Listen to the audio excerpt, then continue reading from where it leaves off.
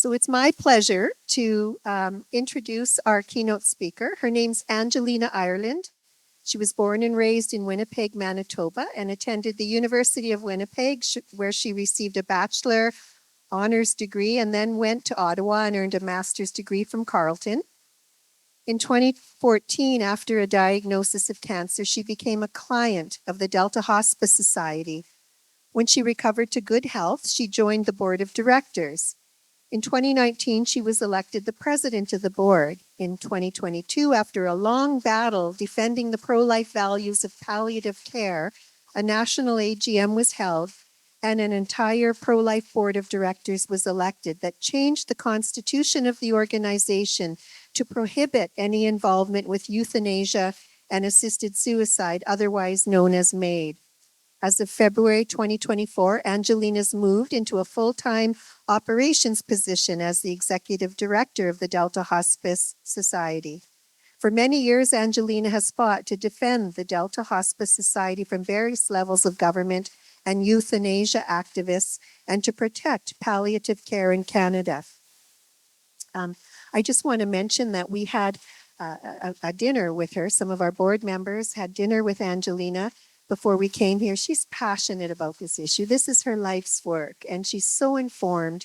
And so I hope that you will give her your undivided attention. I also want to mention that we learned from the experience that she is going to tell you about with the Delta Hospice Society. We learned as a pro-life group of things to include in our bylaws and so on to help prevent what happened to their organization or what almost happened from happening to us as well. So I hope you will welcome her warmly, listen intently, and thank you, Angelina, for traveling from British Columbia to come and to speak to us. Thank you.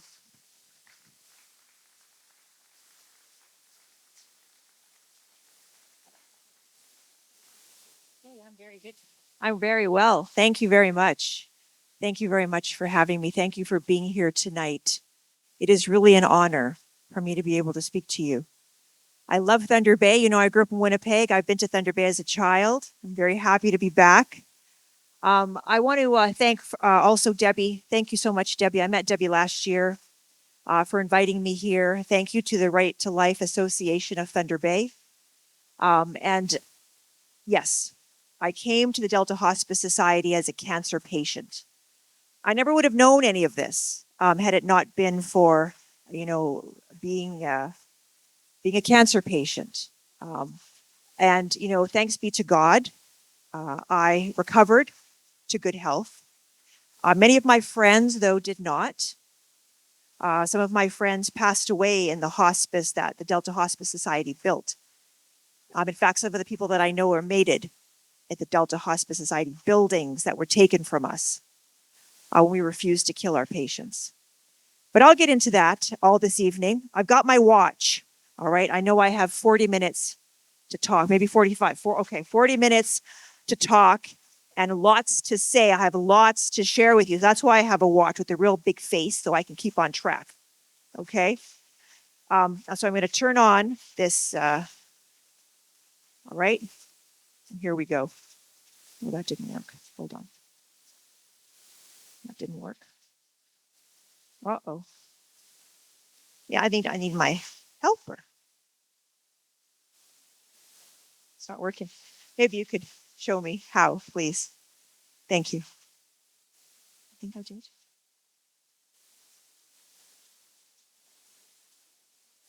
Uh-oh. Okay. Anyways, I'll just continue without the slides. I have lots of slides because it keeps me on track, and I like you to see the pictures. It helps to explain things, right? So we're going to talk about medical assistance in dying. What's that? There we go. Medical assistance in dying this evening. Some of you may or may not know, it's actually a amendment to the Criminal Code of Canada. That's what M.A.I.D is, where doctors and nurse practitioners can non-culpably homicide their patients. That's what M.A.I.D is. It came to us through the courts, came through us through the judiciary, through the Carter versus Canada the Supreme Court of Canada decision. And what it said and what they told us, was that we cannot prohibit doctors from killing their patients. They told us at the time it would be very rare. It would be rare. Don't worry, because we're compassionate. It's only going to be rare for those people, with the foreseeable death. And for the most part, Canadians accepted that. Working it? Thanks very much. Awesome. Thank you. For the most part, Canadians accepted that. And they thought that would be, that's a good idea. That's actually a good idea. That's what they thought. It was going to be rare, they told us. But very shortly thereafter,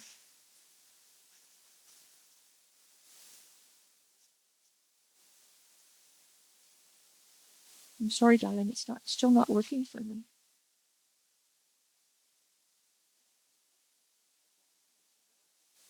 Yeah. There we go.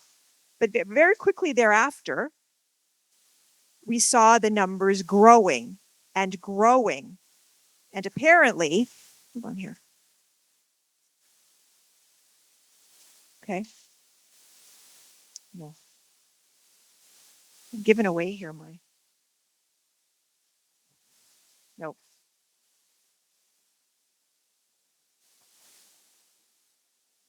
Okay, there. That's fine. I don't know. Anyways. Do you see that graph there? Okay. Now, I spent a number of years as an accountant, actually. That's what I did. And you see a graph like that, and you're in business, and you're like, wow, that's a 30% growth year after year. 30% growth. That's kind of unheard of, actually, in a business. You're like, wow, what's going on? Right? So we are seeing a 30% growth of M.A.I.D year after year. And the government is telling us that 62,000 Canadians have been mated. Now, I'd like to show of hands, please. How many people in this room know someone who's been mated or know of somebody who knows somebody who's been mated? You please let me know. Show of hands, please. Right? Okay, so it's most of you. That's most of you.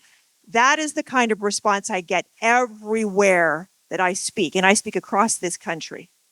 Everybody knows someone or knows someone who's been mated. That's 2 degrees at most of separation. Yet the government tells us only 62,000 people have been mated. That's not even possible. That's not even possible. So the numbers that the government is admitting to with regard to this M.A.I.D program are not correct. In fact, I've been saying that for a long time. I've been saying that they're not telling us the real numbers of people that they're euthanizing in this country. And we know that for a couple of reasons. First of all, death by M.A.I.D is very rarely making itself onto the death certificate. Someone dies, they don't put M.A.I.D on there. They're putting cancer or the reason why the person was mated, or they're putting some other interesting things these days like natural or unnatural or unknown or everything but. We know that. Number one. Number two is just by the fact that we're not stupid people. And we know everybody knows somebody who's been mated. It's not 62,000. I think they forgot a zero, actually. That's what I think is happening in this country. Wrong way. So we just take a little look here. So they're telling us 62,000. Well, you know what? 42,000 Canadians died in the Second World War. So we're way beyond that. In fact, yes, I would say it is a war. In fact, I would go so far as to say that M.A.I.D is a predatory regime against the Canadian people. In fact, I call it Empire M.A.I.D. That's right. I call it Empire M.A.I.D. And why? Well, let's talk. What is an empire?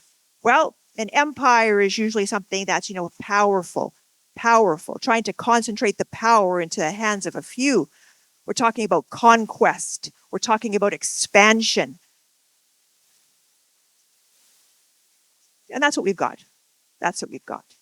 What is Empire M.A.I.D? Well, I'll tell you, the M.A.I.D machine in this country is made up of national lobby groups, government ministries, the judiciary, not-for-profits, unlimited access to places to die, and an incredibly potent narrative. Let's talk about the big players here in M.A.I.D, in the Empire M.A.I.D, okay? Dying with Dignity Canada. They have charitable status, right? They are a formidable political force in this country. I think they have on speed dial ministers, to be quite honest with you. They're everywhere. They're in the media. They're talking to the judiciary. They're talking to the government about their plans. They have permanent paid staff members that just sit around all day thinking about ways to make euthanasia more accessible, forcing it down to the Canadian people. Apparently, their mission is they're a human rights organization. Well, that's interesting because I'm glad they told me because I wouldn't have known that. And they get big money. They get money from the government. They get money from big independent donors like Pfizer, for example. Oh, you can't see that, darn it. Well, I know what it says. It's okay. This is their financial statement. This is their financial statement for 2023. They spend over $775,000 a year in advertising and promotion, right? What are our budgets? Maybe 5,000. What's your budget here for promotion, Debbie? Huh? That's right. Salaries, 1.3 million a year in salaries for people to sit around every day and figure out how they can push M.A.I.D down the throats of Canadians. Let's talk about Health Canada, one of the biggest ministries in Canada. Health Canada has 18 full-time staff members sitting around talking about end of life and models. And they're not talking about palliative care. Okay, I'll tell you that right now. Talking about models and practice standards for M.A.I.D across Canada and producing little booklets for children, medical assistance in dying activity book for children. Yeah, what do children need to know about that for? Right, nice little graphs and cartoons for the children. Why? So they can desensitize the children, right? We'll be right back, son. We're going to go take grandma to have her put down. Okay.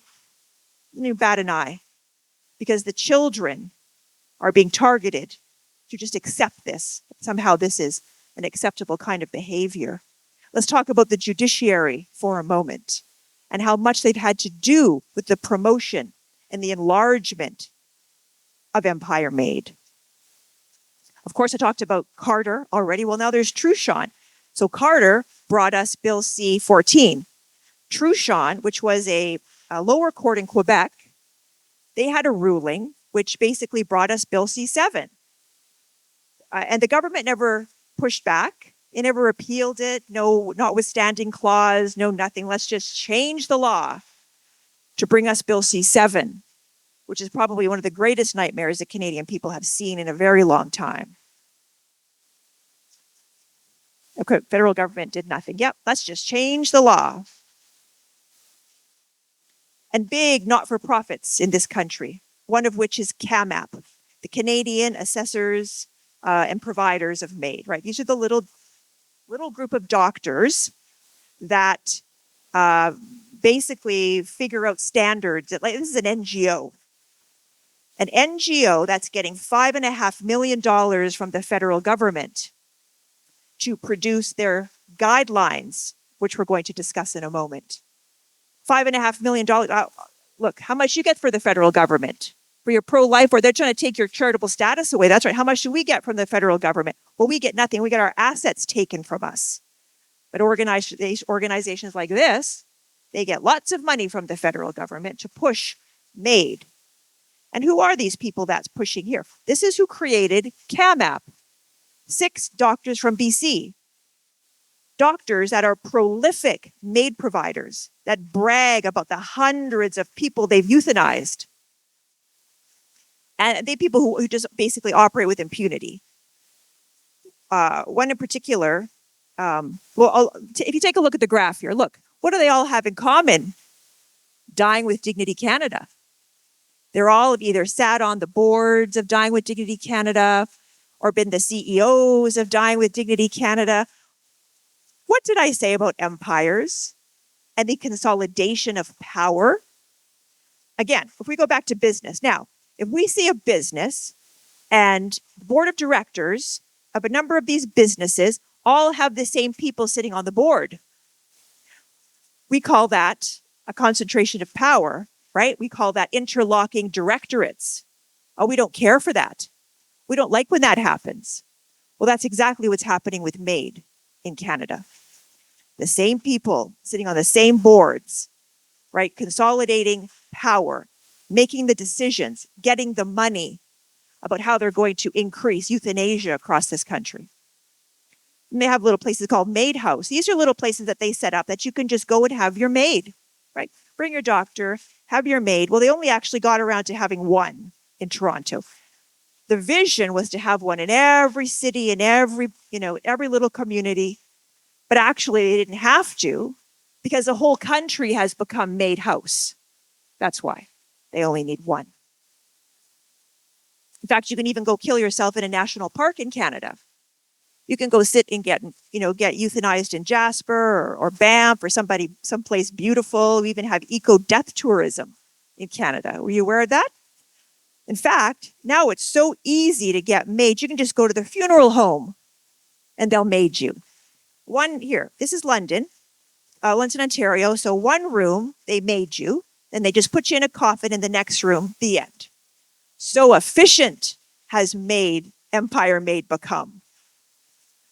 And let us talk about the glue that brings it all together, the narrative around M.A.I.D. Oh, M.A.I.D is beautiful and it's peaceful.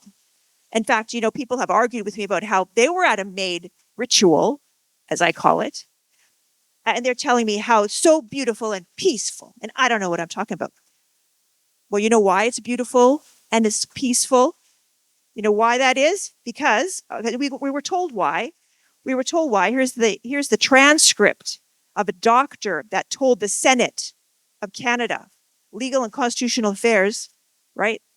Back in 2021, the Senate of Canada, as Bill C7 was going through the Senate, I was invited to talk, and then they uninvited me the day before because they really don't know. They really don't want to know what I have to say about it. Anyways, Dr. Joel Sivat was invited to speak to the Senate. He's an anesthesiologist of 25 years. He's actually grew up in Winnipeg. He now works in the United States. He came and he told them what exactly M.A.I.D was. Okay, can you see that? This is part of the transcript. We have the transcript on our website if you'd like to go take a look at it. It says M.A.I.D includes in its protocol the use of a paralyzing drug, trocurium. Okay? So they, M.A.I.D protocol, the cocktail, is just a few drugs, one of which is rocurium or something to that effect. It's called propofol. Anyways, he's basically telling them, listen, M.A.I.D will be something other than the way it is represented. It could be exceedingly painful and more akin to drowning. In fact, he went on to say in the transcript, it's actually like waterboarding. We consider that to be cruel behavior, right? That's against the law. But it looks so beautiful and peaceful. Nobody really knows what's going on when the person's paralyzed and the M.A.I.D kit's being pushed. He told them, and you know what? They didn't have one question for him. Not one. They just dismissed him. They hid this. You have a hard time finding it, but you can find it. I'll show you where to find it. We were warned, but they carried on. Right. Okay, another one. Listen. It's not beautiful, nor is it peaceful, nor is there consent from the Canadian people because they really don't even know what's going to happen to them. They don't have informed consent, actually, which is part of the law. But apart from that, the other beautiful thing is, they try to tell people that you don't want to be a burden. You don't want to be a burden. So you can have this M.A.I.D. It's beautiful, right? They target the elderly with this message. They target our seniors with this message. And quite frankly, this is our fault. Okay? Mea culpa. This is our fault that they have so much success telling our elderly that they don't want to be a burden, because we have forgotten about them, because we don't visit them, because they're lonely. I visit a number of hospitals, long-term care facilities, and they cry when someone comes to visit them. So when a predator doctor comes along and says, well, you're frail, you're old, you got all these things wrong with you, you want to have M.A.I.D, who is there to stand in between them and the doctor? That's my mother. She's 91 years old. My mother is not a burden. My mother was offered M.A.I.D when she went to the hospital. Unsolicited, brought into a room. Would you like to have M.A.I.D? You need health care, but how about just M.A.I.D? Right? Well, she's my mother, so she told them to get out. Right? But I want to talk to you now briefly about, listen, what happens to you when you stand up against Empire M.A.I.D? Well, here I am with the Delta Hospice Society with testimony. This is what's going to happen to you. You stand up against M.A.I.D. We are a palliative care organization. Palliative care, 50-year medical discipline. We take care of people from diagnosis to natural end. The government just wants to say, 3 or 6 months before you're going to die, you can have palliative care. That's not actually what it is. Physical symptoms, there's a lot of research, a lot of drugs, miracle drugs that can help people with their pain. That's what we do in palliative care. Social, psychological, because pain is a tremendously encompassing thing, right? You need help psychologically, socially, to deal with what you're going through. That's what palliative care does,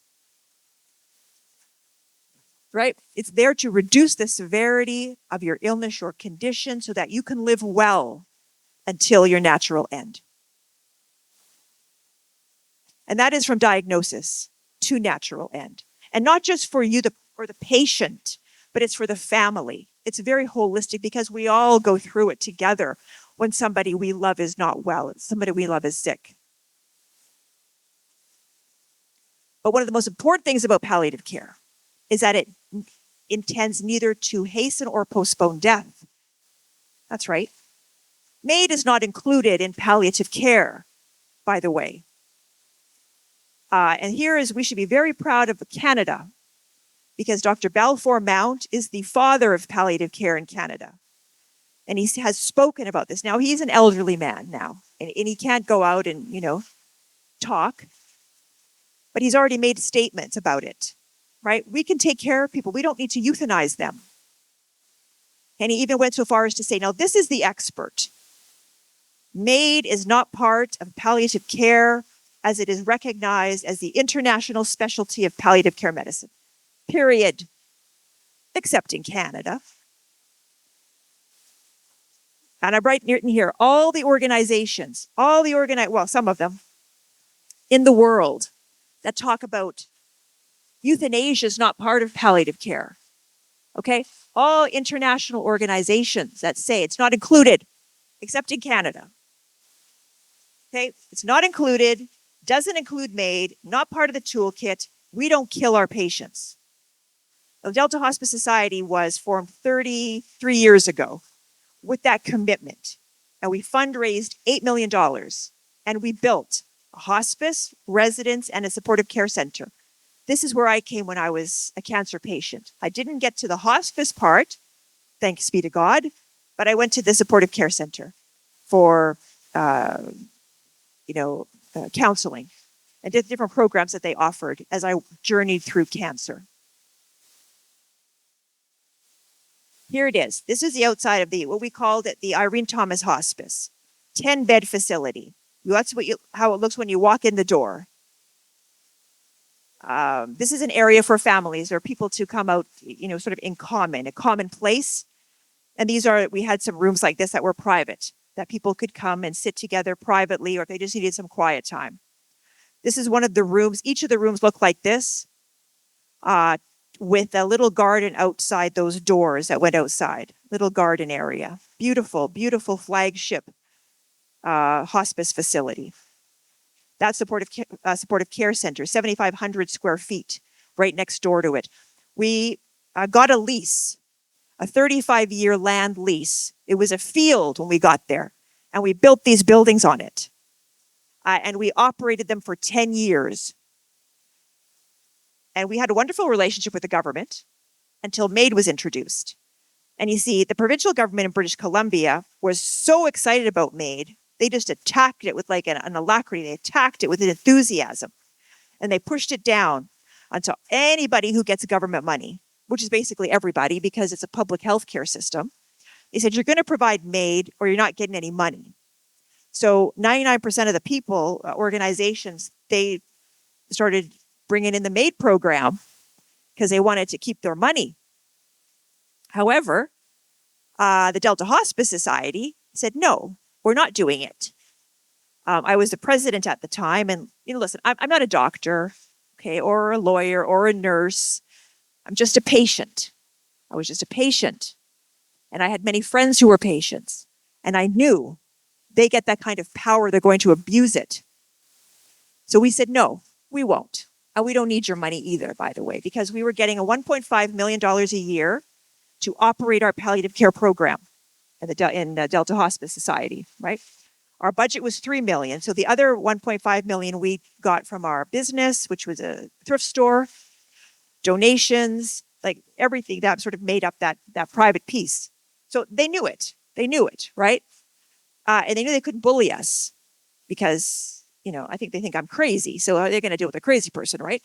So what they said was, you're not going to take the money, then we're going to cancel your lease. We're going to evict you. And we had 25 years left on that land lease. So they evicted us from the land. They canceled the lease. They evicted us from the land. They gave us 30 days to get out. But you can't take your buildings because those buildings are just fixtures to the land. So they kicked us out. They kicked out our patients from the hospice. Dying people in their beds. Yes, that is the strength that Empire made. They play hardball. They gave eviction notices to our dying patients in their beds. They gave them 2 months. They were going to get out, had to get out. So when the day came for them to have to move, 3 of them had passed away and 4 were still there. And they were taken off somewhere to another hospice in the Fraser Health Authority region. I don't know. I'm not allowed to know because that's private. We were kicked out. This is moving day. Took a picture. So we left everything in the hospice, fully furnished. What are we going to do with all that stuff, right? But our supportive care center, we took our stuff out, right? And that was it. We were gone. They gave us no money for that. And they reopened that hospice 2 weeks later under the operation of the Fraser Health Authority. They started repopulating it with patients, and they provide M.A.I.D there. The end. But we weren't the only ones who stood up against the government, against M.A.I.D. Catholic healthcare stands up against the government about M.A.I.D. In fact, Catholic healthcare is about the last bastion of authentic palliative care that we have in Canada. And they're going after them now, right? Now, the St. Paul's Hospital is operated by Providence Healthcare. They have a faith-based exemption in British Columbia. They went after them. So they made a deal with the devil. I'll say that. They said they're going to they'll allow the government to construct a little slaughterhouse next to the hospital, and they will discharge the patients. And down the hall, they will readmit them under the Coastal Health, which is a different health authority, right? And then they can M.A.I.D them there in the slaughterhouse. But that's never enough, right? That's never enough for those that love blood, with the bloodlust. So dying with dignity, here they come again to go after faith-based exemptions in Canada. They're taking Providence Healthcare to court to extinguish their faith-based exemption. And that case will be heard in 2026, likely. They found a family whose beautiful daughter was a cancer patient in St. Paul's and wanted M.A.I.D. Of course, they weren't going to provide M.A.I.D, so they had to transfer them out. And she passed away on the transfer out to the next place. And she passed away instead of by lethal injection, like she wanted, she passed away naturally. So the family is got together with Dying with Dignity Canada to take them to court. You have to watch this case. This is very, very, very important. I told you about Truchon and the case in Quebec, the lower case in Quebec that changed the law for Canada. This one will too. If we don't win this, that could be the end of religious exemptions in Canada. Yes, I said it. We're going to, of course, everybody's equal, but some people are more equal than others. And us people of faith don't really have that much power, unfortunately, against this kind of lobby that are talking about human rights, because apparently we don't value human rights. Human rights is to be killed by the state. We now have, we have been granted intervener status in this case. So the Delta Hospice Society will be allowed to step forward in front of the court and tell them the importance of these kind of places for the preservation of authentic palliative care in Canada. And I only pray that perhaps the court might listen. How am I doing? Okay, Quebec. Quebec is going through the same thing. Forcing palliative care facilities, overriding faith-based exemptions. No, they don't care what it, kill them. In fact, I would consider this to be the most frightening thing that's happening in this country, is the children. Okay?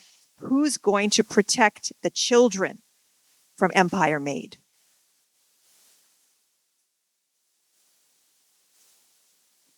Will the law protect the children from M.A.I.D? Now we know we have eligibility criteria for M.A.I.D, right? You have to pass certain eligibility to be able to get M.A.I.D. For example, you have to be 18, voluntary request, informed consent. We already know they don't have informed consent because they don't even know what's going to happen to you. Let's say give you your M.A.I.D cocktail. But regardless, the ability to make a decision is informed consent, right? Like before you get M.A.I.D, you have to say, yes, I know what this is, and yes, I want it. Informed consent. Well, Quebec has taken the very aggressive move, and they've decided that they're going to now have advance directives. So to heck with that, to heck with informed consent. People can sign right now to get it M.A.I.D at some point in the future. And if they happen to be not capable of understanding at that point, like the law says, that's okay. That's okay. And what is the government doing? Well, nothing. Quebec government has just broken the law, but the Canadian government just wants to have a conversation. Let's just talk about it, right? They've been having a conversation since December to February about it. And I think we know what that means in terms of the result of it. I think this is going to mean they're going to change the law to have advance requests, right? So that's one of the criteria down. Making a voluntary request, that's another criteria. That means that the patient has to be patient-driven. Patient has to say, I want M.A.I.D. Well, that's not what's happening at all. In fact, this is being abused so badly. Here's one lady. She's in the hospital. She's a cancer patient. I'm visiting her. And the morning that I come to visit her, the doctor has walked in and said, would you like M.A.I.D? You've got stage 4 cancer. How about we just have M.A.I.D? So this woman was devastated. My doctor thinks that I'm not, and she had testimony that she signed, right? My doctor just wants me gone. Right? How did it affect her? It was traumatizing. That's how it affected her, that her doctor wanted to just kill her because she had no hope. Actually, this lady, she lived quite a bit longer, and she passed away naturally, as God intended.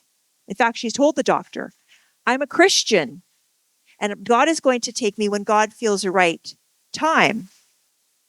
And the doctor said to her, oh yeah, well, M.A.I.D is a tool of God. That's what they're telling me. Yeah, this is a tool of God, so don't worry about it, right? Well, we went in there that day and we sorted that out. Here's another example. Mr. B, I won't say his name. This is going to come out in the paper probably very soon. Another patient. Mr. B I won't say his name because of reprisals of the family.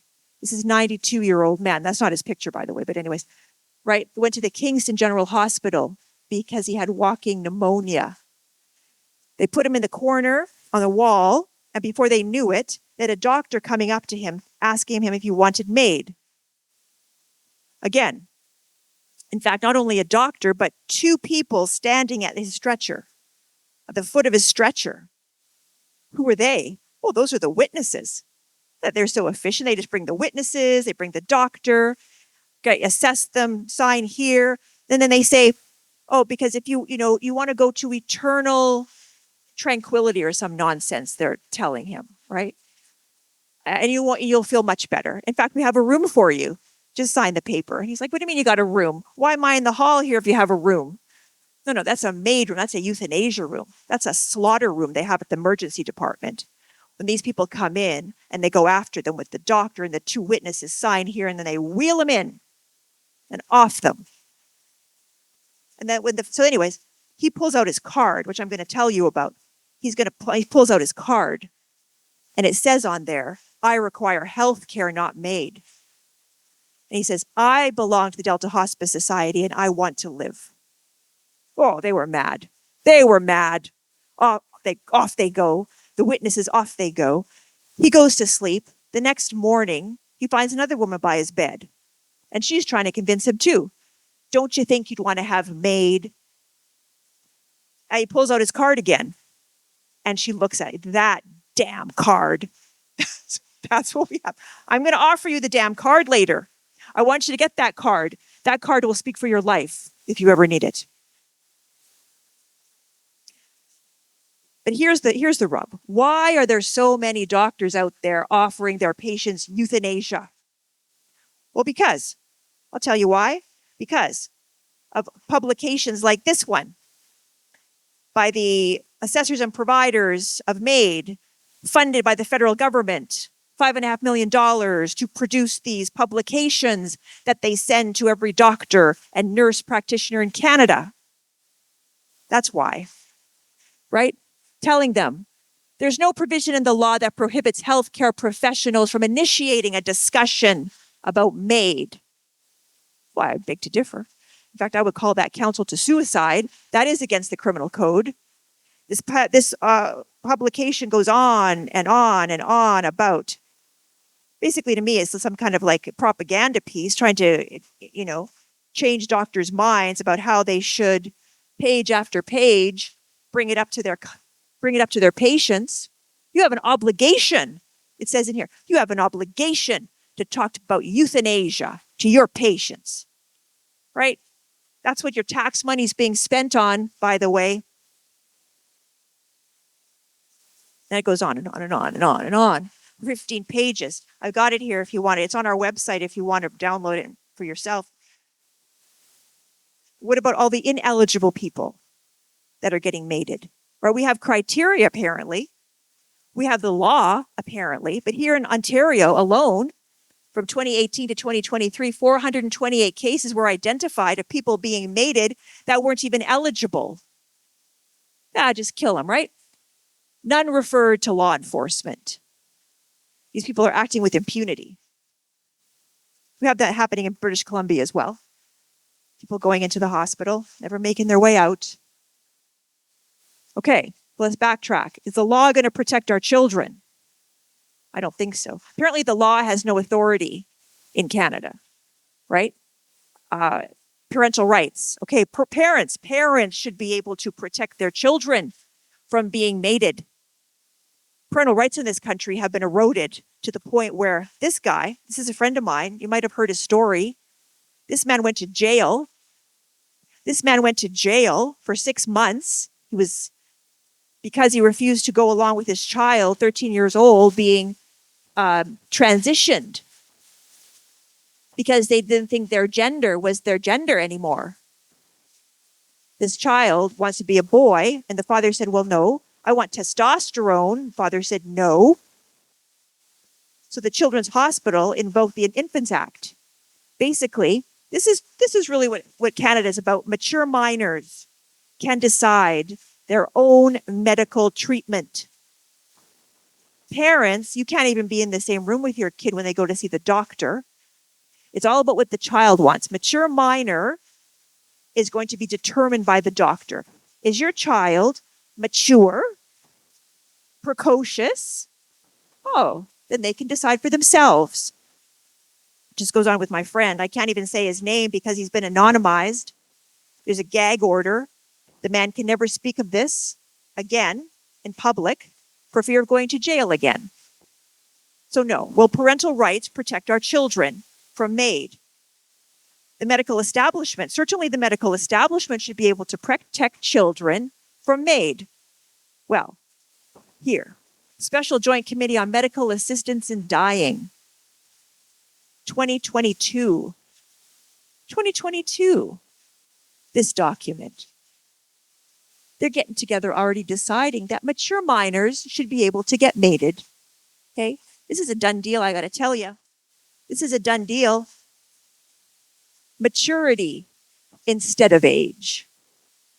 That is Canada now when it comes to medical decisions, including euthanasia for children. Oh, and they got the professors there, and they got the lawyers there, and they're all kind of talking about it. Yes, maturity instead of age, right? And here's one guy, professor, Division of Neurology, Department of Medicine. Wow, he's smart. Well, I'm intimidated, right? Oh, I totally agree. He agrees, maturity instead of age. They can decide, but you got to get the low-hanging fruit first, right? First, you got to make the really sick kids first. He's talking about just how they unrolled the M.A.I.D for the rest of us, right? You get the terminal kids first. You kill them first, right? And then you go on to the rest. Haha. Stepped approach.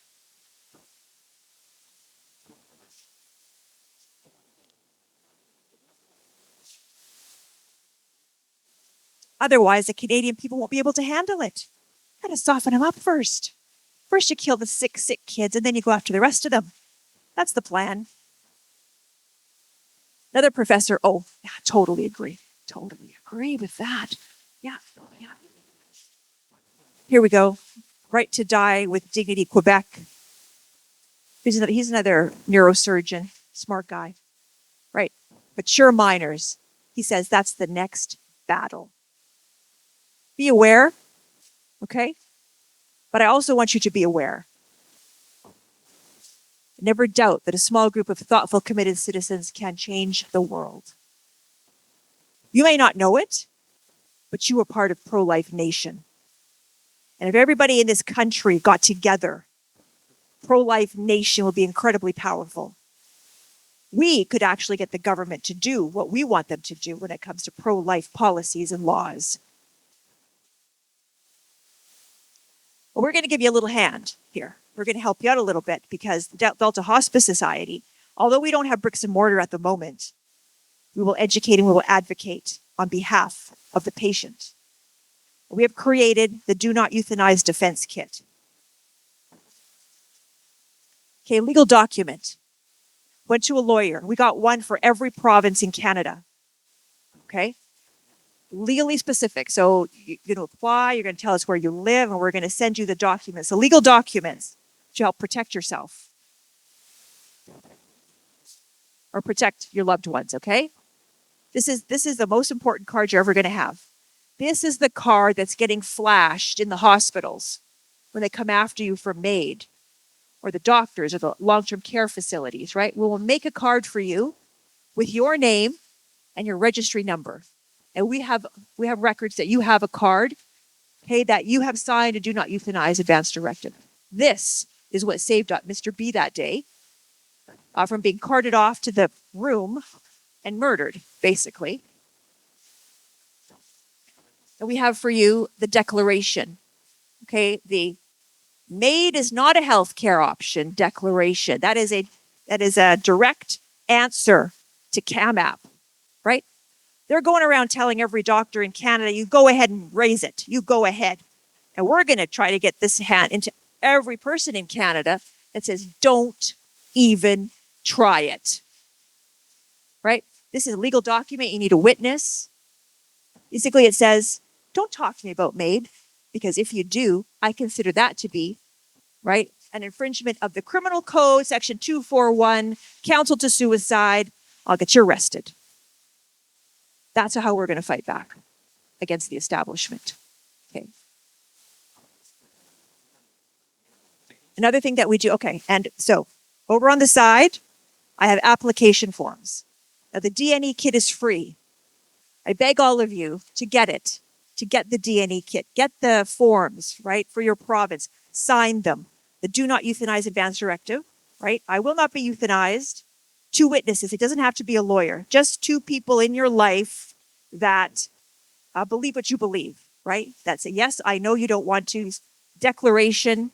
We'll send you the card. You keep it in your wallet. That thing will last for 50 years. It's all laminated and it's customized. Okay. That's number 1. Number 2, we have a Guardian Angels program. This is our Keeping Eyes on Our People program. We say you don't go in alone. It's the buddy system now inside of the healthcare system, right? You don't go into the hospital alone. You bring somebody. And if you don't have anybody to bring, you call us. We'll get you a guardian angel. Go with you. Watch over you.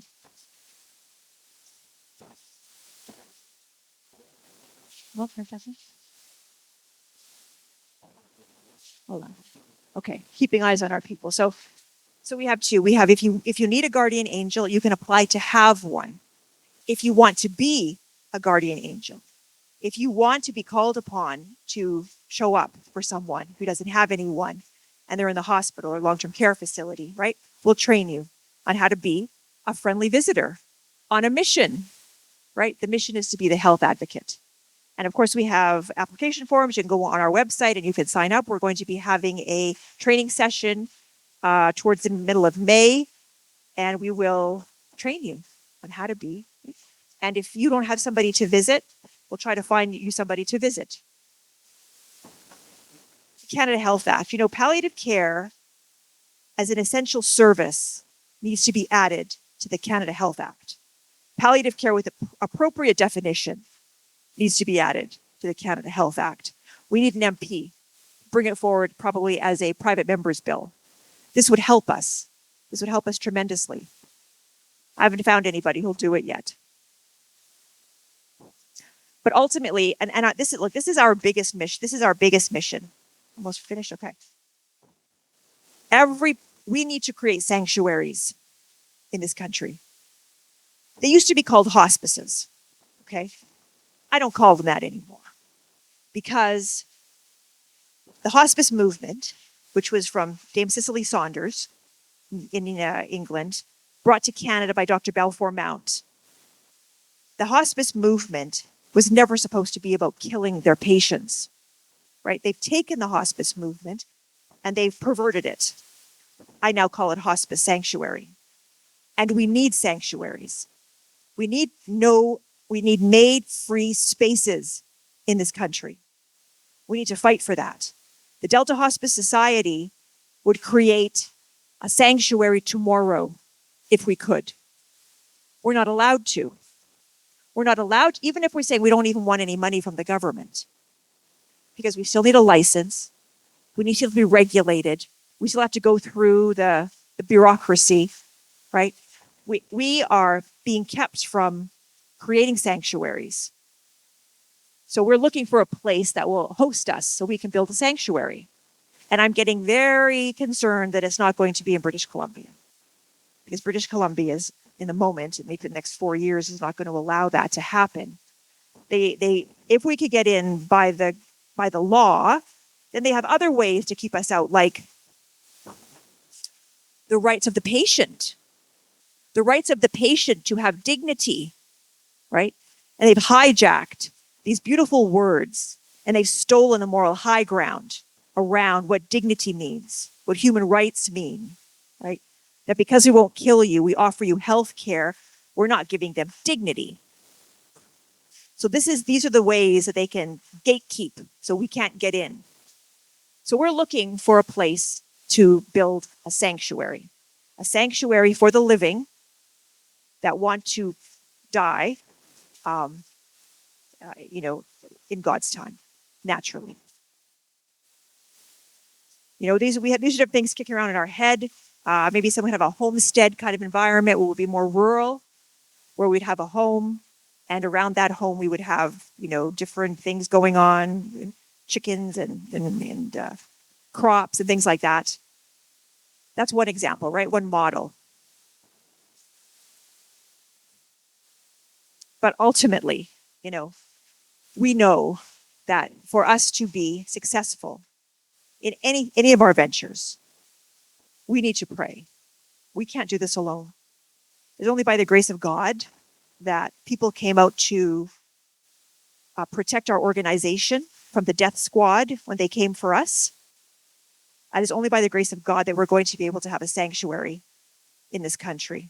One, we hope, of many. We want to be the model. But we understand who's really in charge of this, which is another reason why they hate us so much.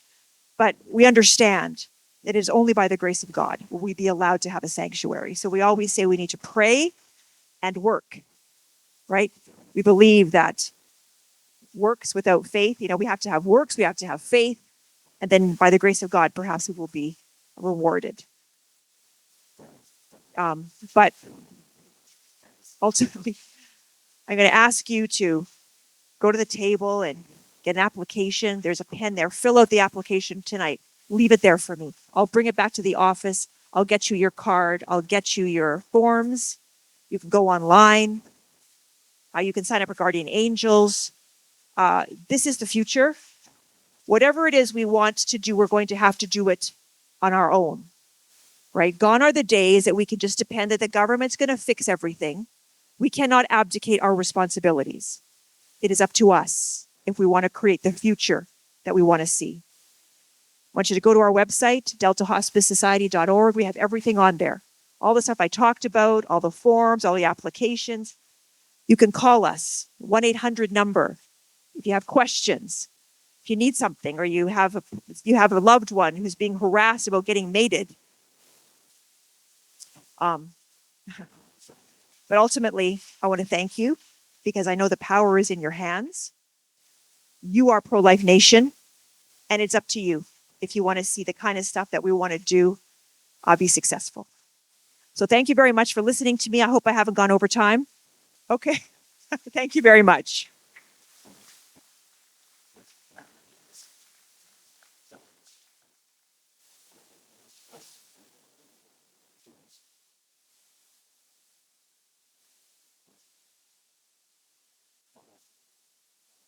Yeah, thank you. Questions?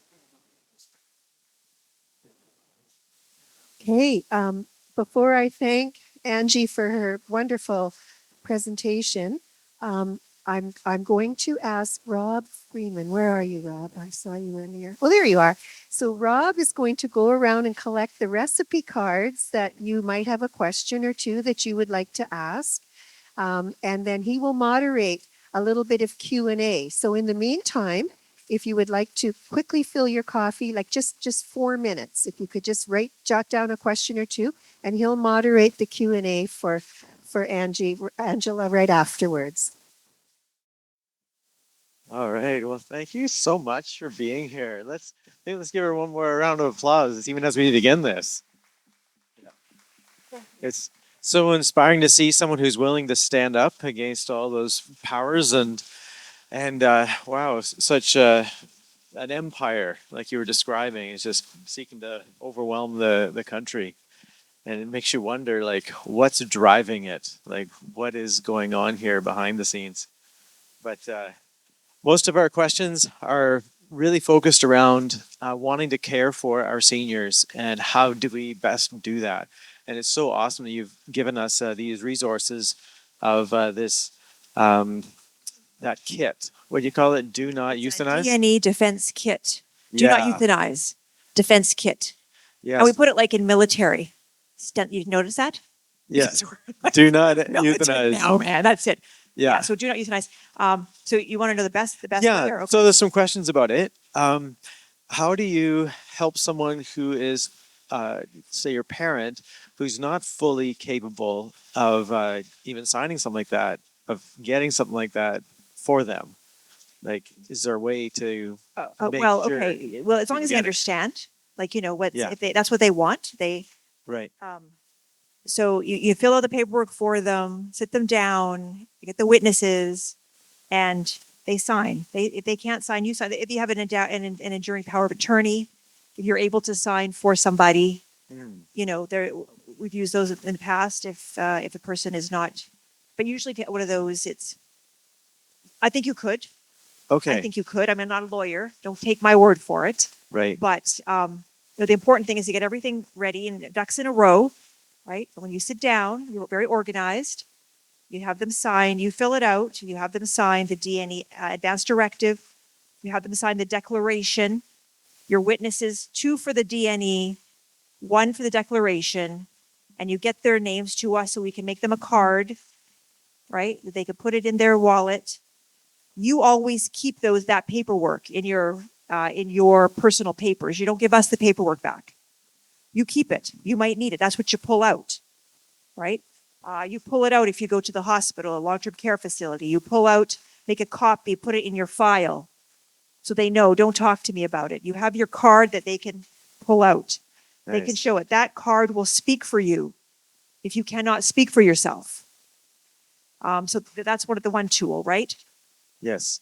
And just for people who are concerned about being registered on a list, is there a reason that they're giving information to the Delta Hospice Society? We just keep that. We don't keep any information, just your name that we've sent it to you. We give you a number, a registry number, so that we know that is your intention, right? We've sent you a number. We sent you. We don't share Okay. the list or anything. Like, we don't sell lists. That is on our database. That's our secure database. Is there an option to not send in that if we're worried the government might try to hack that database? Well, I don't think they could. Okay. We're very paranoid, to be Okay. honest, right? We are. Yeah. And so Awesome. we keep the list so that we can make you a card. If you lose your card, we can give you another one. We'll make you a Gotcha. new one, right? That's why we keep the information, because we also want to know that if our people, like Mr. B, we're going to go after the Kingston General Hospital. We're going to go after the Queen's University person that, without giving you too much more information, that came to them wanting to M.A.I.D them. So you don't only have yourself. This is why we want you're one of us. We will advocate for you. We will go start asking questions, very uncomfortable questions, to the people who are bullying you, right? Yeah. They may think that they can bully a 95-year-old, but maybe they don't want to start bullying me Yeah. or our organization, Yeah. right? So that's what we give you. We give you, some kind of support, truly support behind you if you ever need it. Very cool. So then one question someone has kind of related to that is, well, what do you do if you have a kind of family member who needs more support than you can provide at home? Where can you take them where they will not be in danger of being offered M.A.I.D? Well, so the thing is, listen, that's our healthcare system. We need it, right? We have to get in there, but we have to protect ourselves inside of the system. I would never suggest don't go to the hospital or don't go to the doctor. You must. What we're doing is we're keeping them accountable, because there's no accountability right now. So you go and you get your health care. We fight for your health care, right? They want to be the monopoly. There's no private allowed. It's all public. Okay. So you go and you get, and we'll force them to give you the full amount of health care that you require.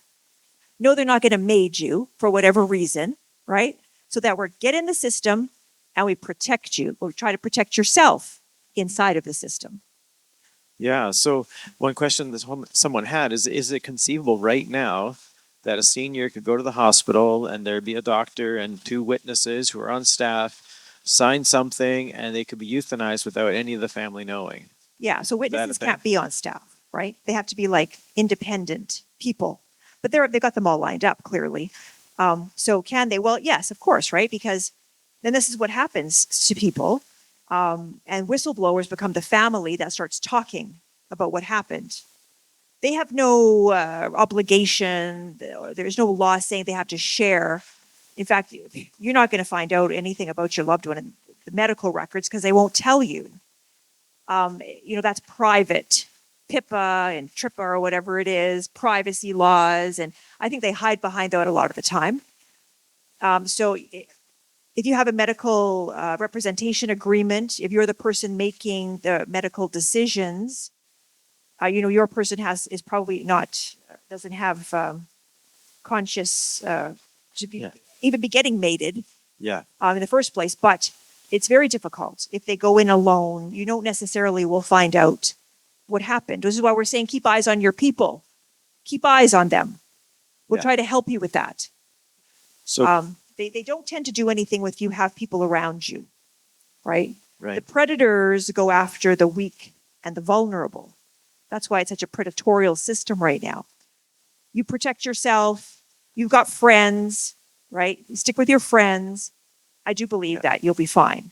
Now, if someone is in hospice care, um, and they don't have a friend who's living there with them, could staff members come at any time and offer them MAID? Well, they do. I mean, that's the thing, right? They talk to them. We've seen it over and over again. They talk to them about So how that. can you protect them? Well, you get those forms, Okay. number one, right? Yeah. And you put that in the file. And if anybody talks to you about MAID, so this is counsel to suicide. Now we'll play their game about the law. They keep telling us the law is about MAID. You have to provide MAID. They go on and on about it. Well, Yeah. we're going to play the law now, right? The law says you can't counsel to suicide. In fact, we have all the paperwork. It's in the file. You're in trouble. Yeah, but what if I'm thinking of my dad. He's in Hogarth Riverview Manor, just like a kilometer from here, and he's been there for 9 months now. And so, from what you're saying, I'm concerned now that the staff there might, or a doctor might go and offer that without the family being aware, and he's not fully capable of understanding what they're talking about. But should it be a concern of mine Well, that I that would be won't know against the about law. it? That would be against the law, right? They Okay. have to have informed consent. They have to understand.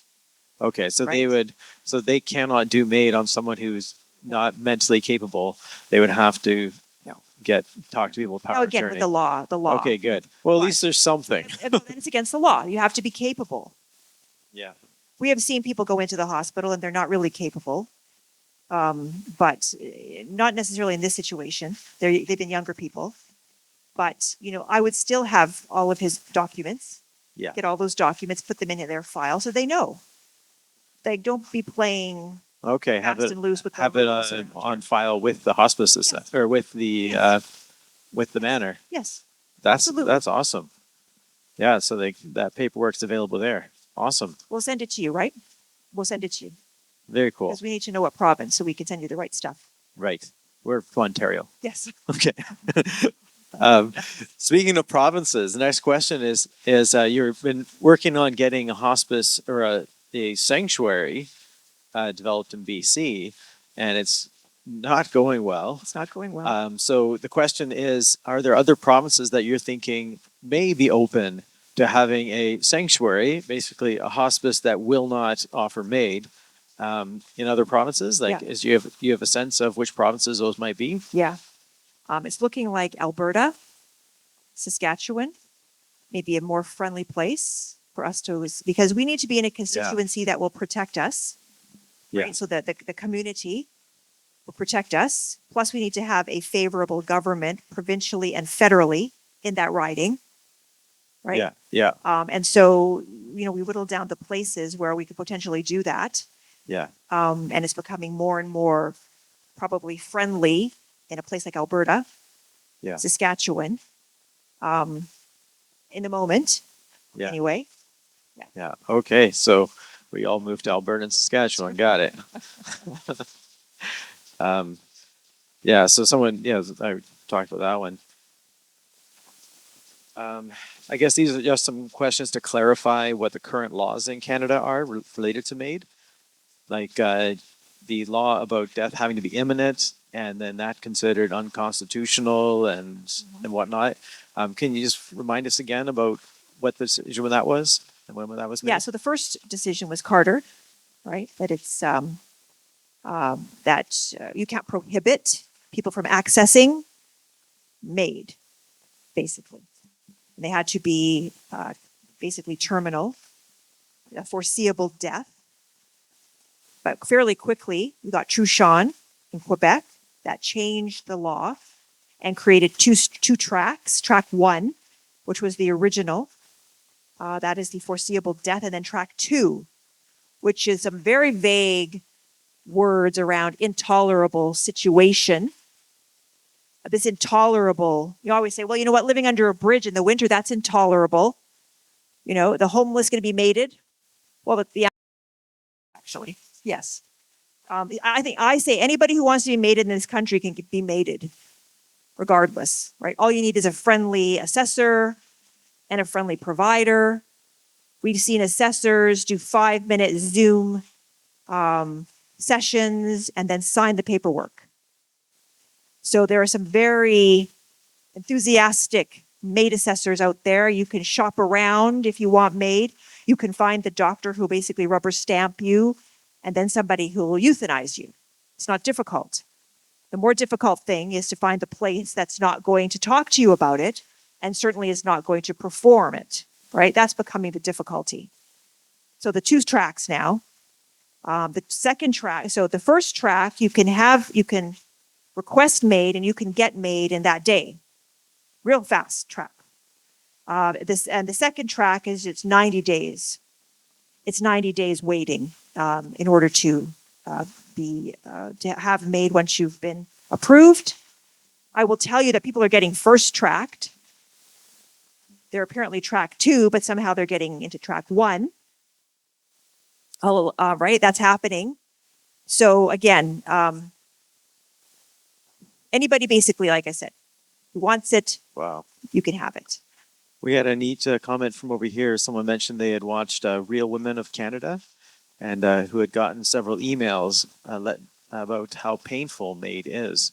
Have you heard of people providing anecdotes or information about what the experience of MAID is like? Well, you know, just from the Dr. Zivot's testimony about what's in the drugs, and Dr. Zivot did a lot of work with death row inmates and executions.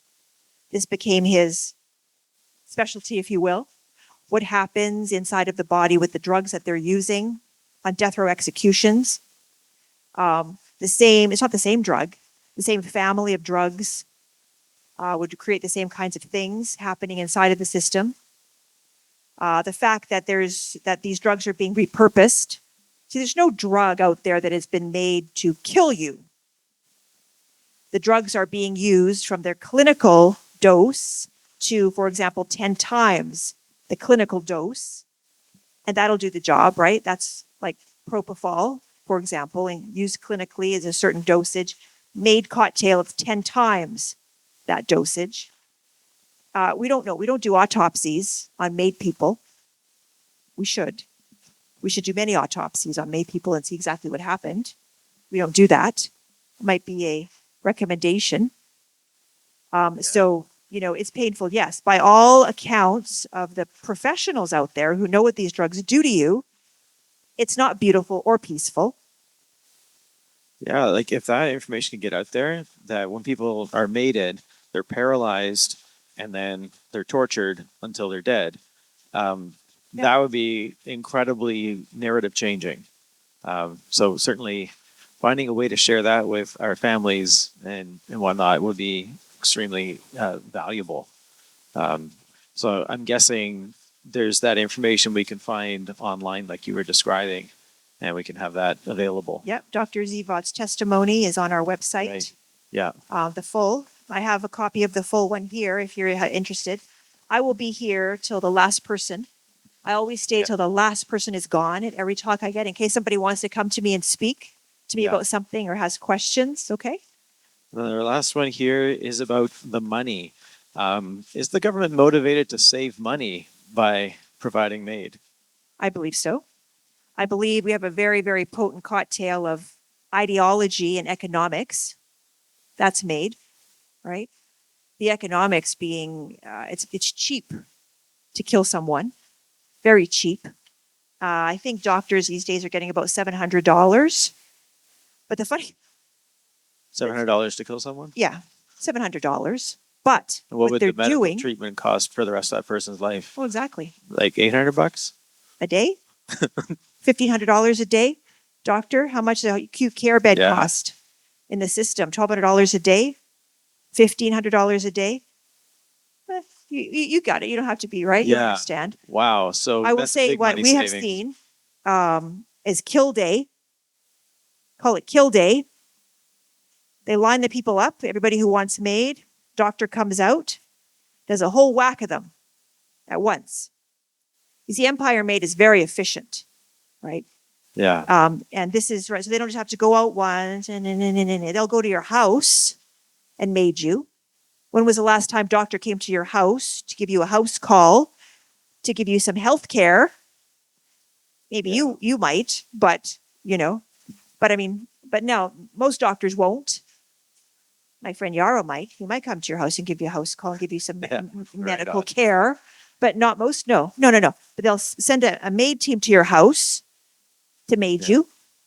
Yeah. Well, this is all very sobering, and thank you that you've provided us with excellent tools and resources. Let's give her another hand, and I'll invite Joanne to come back up. Thank you so much. You can just give that one to Joanne.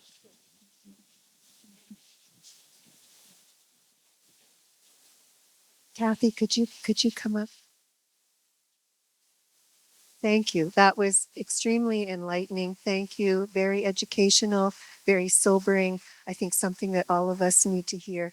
Thank you. Thank you for traveling all the way from BC and coming to talk to us. We greatly appreciate it.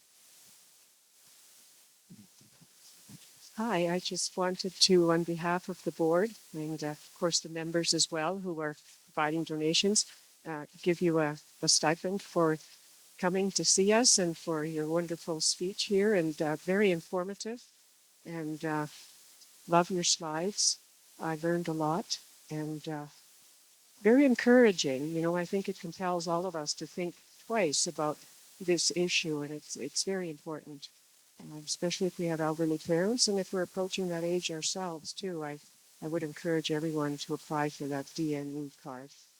All right, thank you.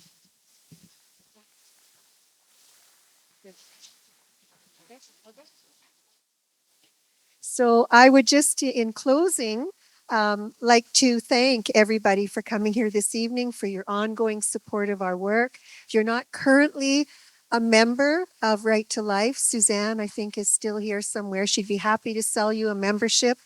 That helps us a lot as well.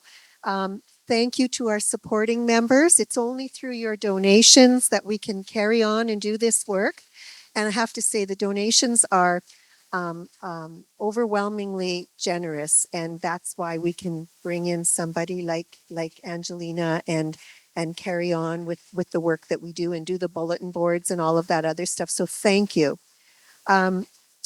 We also are very eager to hear from you. If anybody's interested in volunteering, you don't have to join the board and be a board member to help us with our work. You can be a volunteer as well, but we would welcome board members as well.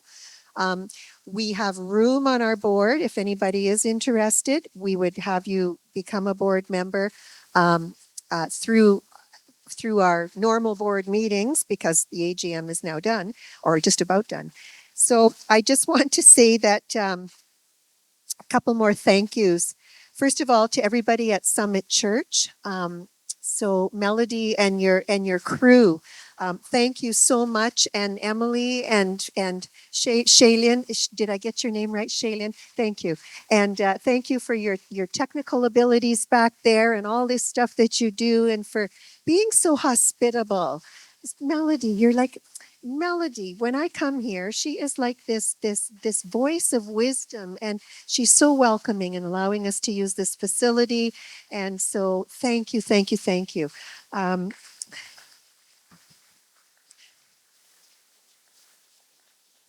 want to thank Stuart from Multimedia Productions, because he's videotaped the presentation and he'll post it on our website like he always does. So you can encourage other people to go to thunderbay.life and watch the presentation if they weren't here tonight. We'd like to thank Walter Shepp of Thunder Oak Cheese for donating the beautiful gift basket, the door prize. And I guess we need to draw that door prize. Would somebody from the board be able to go and get that little bucket and make that draw for us? There goes Suzanne. Okay, good. And Rob, thanks again for facilitating the Q&A. You're quite talented at that, and we like to have you do that. So thank you very much. So that concludes, after we draw this draw, that'll conclude our event. You're welcome to stick around, have some more coffee. I think there might be some sweets left there. Pick up the information that Angelina has, and that the other display the other display tables as well. Mary Jo and Dennis are there with the other programs. We have our resources there. And Rob, I was just going to ask if you would lead us in a closing prayer. He's great at that too. Let's pray. Dear God, thank you that your heart is with us, that you see us, you care for us, you long for us to enjoy life as you give it to us. And we want to pray for our moms and dads, for our seniors, as well as pray for our kids and all those in our lives and in our country who are being pressured to somehow show love for others by being willing to be killed. God, I pray that no one would ever feel that they would know that they are loved, that we value them, we treasure them, we want them to honor you by holding on to this life you've given us for the time that you've decided. God, we thank you that you are with us, and ask for your strength and your heart as we continue on from this place. Praise in Jesus' name. Amen.